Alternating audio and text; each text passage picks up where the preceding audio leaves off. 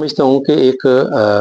रस्म हो गई है कि जब भी विधानसभा का बजट सत्र होता है या कोई अन्य सत्र होता है, तो हिमाचल प्रदेश की भारतीय जनता पार्टी वहाँ हो हल्ला करती है सत्र के दौरान, बाहर वहाँ सड़क पे बैठ के। और ये जो आज का प्रदर्शन है, मैं समझता हूँ कि भारतीय जनता पार्टी में जो एक अंतर्द्वंद है, एक जो लीडरशिप की एक रेस भारतीय जनता पार्टी के अंदर है, ये उसके नतीजे में जो है ये आज का प्रदर्शन भारतीय जनता पार्टी कर रही है। सरकार की कार्यप्रणाली का जहां तक प्रश्न है, हमारी सरकार ने विपरीत परिस्थितियों में इस प्रदेश को एक मजबूत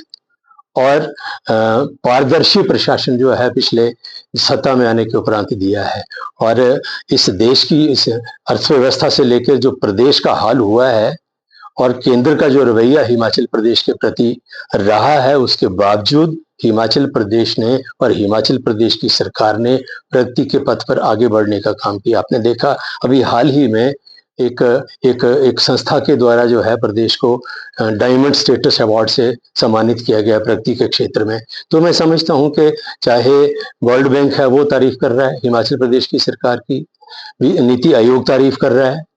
स्टेट को प्रगति के पथ पर आगे ले जाने के लिए डायमंड अवार्ड जो है वो प्राप्त हो रहा है। तो ये सारी चीजें प्रदर्शित करती हैं कि सरकार अच्छा काम कर रही है और भारतीय जनता पार्टी की आलोचना, उनका प्रदर्शन निश्चित तौर पर उनका जो राजनीति में उनका अपना जो अंतर्द्वंद है, लीडरशिप का संघर्ष है आपस में, मैं समझता हूँ उसकी परिणति है। राहुल गांधी लंबे समय से इस देश के अंदर लोकतंत्र बचाओ और संविधान बचाओ जो अभियान है उसको लेके काम कर रहे हैं और उसको लेके पूरे देश में घूम रहे हैं। और पहले तो ईडी, सीबीआई, चुनाव आयोग, इसी को लेके बात हो रही थी कि इनको हाईजैक कर लिया गया है वर्तमान सरकार के द्वारा।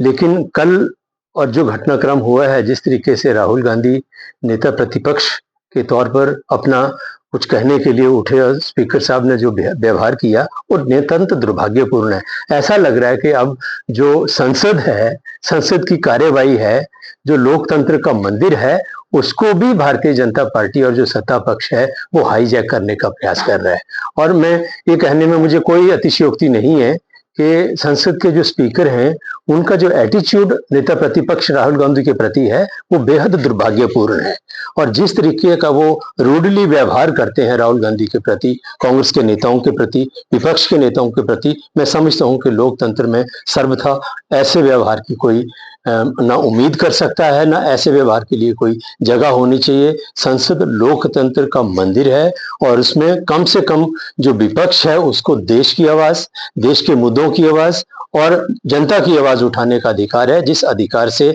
राहुल गांधी को नेता प्रतिपक्ष के तौर पर वंचित किया जा रहा है।